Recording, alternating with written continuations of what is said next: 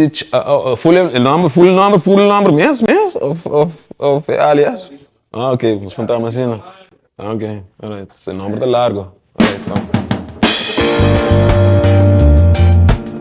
Meu nome tá Beach Lama, a Lionstein tour guide. A well-known merchant family of Aruba consisting of patriarch Dundung Ecurie, matriarch Annie Ernst, and 13 kids. Gostando, eu também labor of love. Eerlijk, bisabo eerlijk. Passou a conceptualização de segmento da seguro onde conan como me gusta. Esta toma roupa de trabalho para assim o registro ainda ganhava, pero seguro agora vou chegar na trajetória me para me say that's the fun part. Meu nome é Ronela Cruz, CEO de Aruba Tourism Authority. Para nós é importante para, na primeiro lugar, determinar quando nós chega na audiência deseja. E no caso aqui, você está brindando-nos a possibilidade para papai com os visitantes, né? Que é muito importante, mas também com as comunidades. Então, para o que trata os visitantes, né? É muito importante para diferentes motivos, para não estar consciente de lo que Aruba está para pé, lo que é importante para nos agora, nos presente e nos futuro.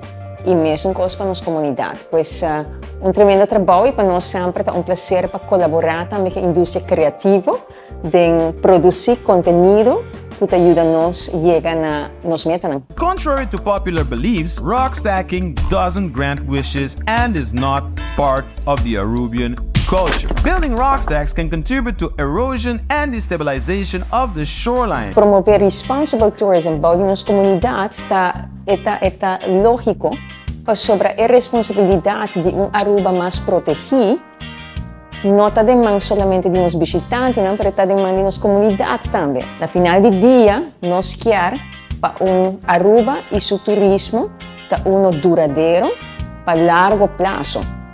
Sempre turismo tem seu reto, sua oportunidade, sempre nós temos visitantes, quizás local com preocupação, com felicidade para que nos desenvolva, se que varia, pero nós não se obrigar ambos seu papel de ajudar-nos a proteger a Aruba, que está dando nos visitantes, pero também nos local, assim na roupa.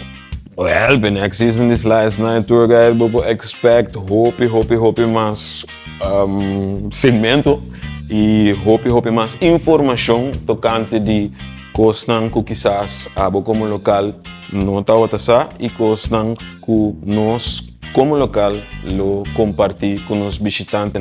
Primordialmente conscientização de valor cultural, histórico e claro ecológico. Nós queremos, no final do dia, que nós conta para término largo, que é Aruba, que é One Happy Island. Então, banda de todo esforço que nós fazemos, educar, informar e fazer aqui por meio de vosso talento e vossa contribuição, está muito importante para nós.